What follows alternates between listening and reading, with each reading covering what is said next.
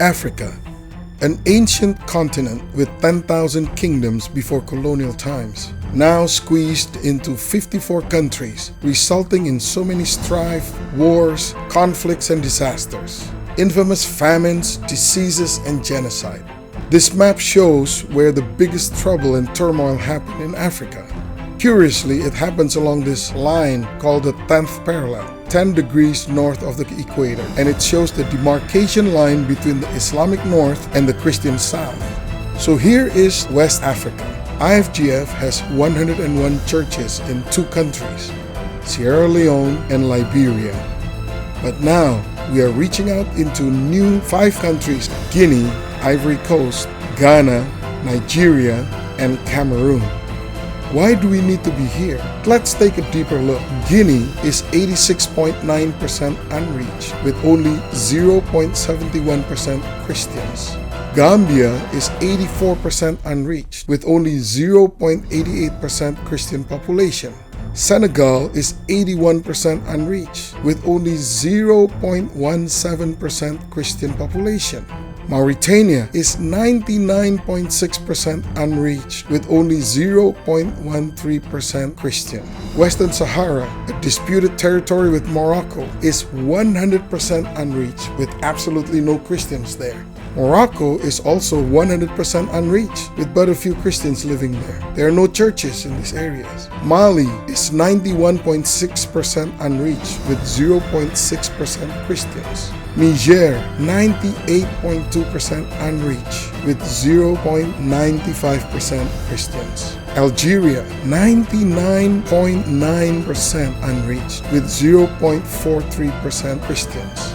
Libya, 90.2% unreached with 0.12% Christians. And finally, Tunisia, 99.2% unreached with 0.03% Christians. These 11 countries alone account for 169 million people that are completely outside the reach of the gospel. The unreached peoples in these 11 countries are 97% of the total population. Almost 4,000 of them die every day without ever hearing the gospel their entire lives. That's why we are here. Guinea. This area is really volatile.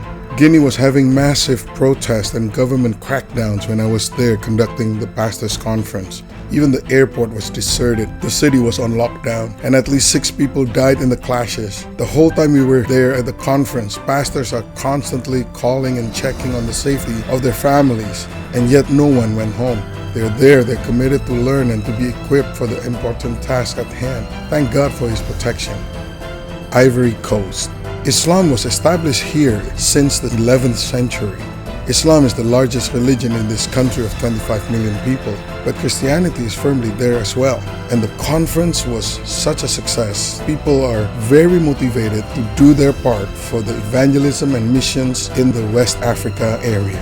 They even celebrated my birthday and making me a chief of evangelism there. How precious is that? Ghana, a country of 30 million people with a healthy number of Christians. I'm there to remind them of the task at hand. This is one of our 12 churches in Ghana. They're ready to reach out to their neighbors. Nigeria, the largest country in Africa by population. More than 200 million people live here. But here in the city of Calabar, which was the first capital of Nigeria before Lagos and before Abuja now, the situation is much better, it's calmer, people are so friendly and accepting, and the conference was very well received. And 25 of these pastors just eagerly wanting to be under our covering, so we have 25 churches in Nigeria now. Cameroon. This is a country in a civil war.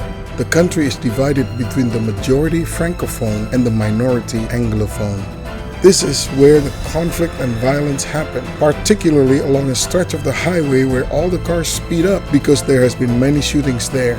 I'm speaking in the French-speaking Douala, the largest city in Cameroon, and also in Buea, which is the capital of the English-speaking part of the country.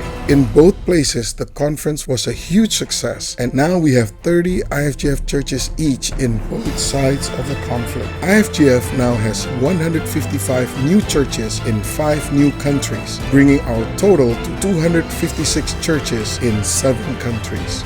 The work is cut out for us. We need to push north. We need to send missionaries and church planters. We need to train up leaders. We need to grow healthy churches, and we need to build resources through initiatives like agriculture and farming to help sustain the work of the Lord.